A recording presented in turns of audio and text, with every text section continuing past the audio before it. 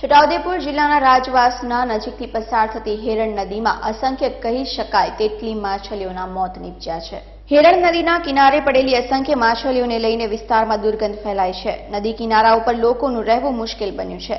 નદીનું પાણી પ્રદૂષિત થવાને લઈને ગામના લોકો પોતાના ઢોરને પણ નદીનું પાણી નથી પીવડાવી રહ્યા, તો કેટલાક લોકો માછલી પકડીને માછીમારો તેને વેચવા લઈ ગયા હોય લોકોના સ્વાસ્થ્યને પણ અસર થવાની ચિંતા વ્યક્ત કરી રહ્યા છે। હેરણ નદી ઉપર રાજવાસના આડબંધ આવેલો છે। આ આડબંધની અંદરની બાજુએ કોઈ પણ માછલીના મોત થયા નથી, તો આડબંધની બીજી બાજુ અસંખ્ય માછલીઓના મોત થતા વિસ્તારના લોકો માછલી પકડનારાઓનું કોઈ કૃત્ય ગણાવી રહ્યા છે। હેરણ નદીમાં ચોમાસાના સમયે પુષ્કળ પ્રમાણમાં માછલીઓ આવતી હોય છે, જેને લઈને આસાનીથી માછલી પકડી લેવા માટે આ લોકોએ કોઈ ઝેરી પદાર્થ પાણીમાં છોડ્યો હોય કે જેને લઈને માછલીઓ આસાનીથી પકડાઈ જાય તેવું આ વિસ્તારના લોકોની આશંકા છે।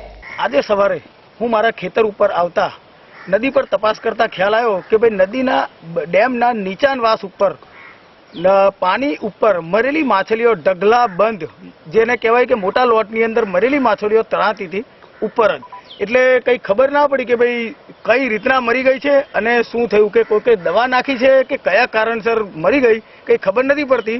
પરંતુ જો કોઈ કે દવા નાખી હોય અને આ માછલીઓના મોત થયેલા હોય તો અમારે અહીંયા ઢોર ઢાકર બી એટલા બધા પાણી પીવા માટે આવે છે, તો કાલ ઉઠીને કોઈ તકલીફ થાય તો એનું શું કરવું અમારે। અને બીજું કારણ કે ભાઈ આટલી બધી માછલીઓ નદીની અંદર મરવાથી કાલ ઉઠીને સમજી લો કે ભાઈ કંઈક આ માછલીઓના કારણે કંઈક રોગચાળો ફાટી નીકળે તો પછી અમારે શું કરવું। જો લોકોની શંકા સાચી હોય તો આ એક ગંભીર બાબત ગણી શકાય, કારણ કે માછીમારો પુષ્કળ પ્રમાણમાં માછલીઓને લોકોના સ્વાસ્થ્યની ચિંતા કર્યા વગર બજારમાં વેચવા લઈ ગયા છે।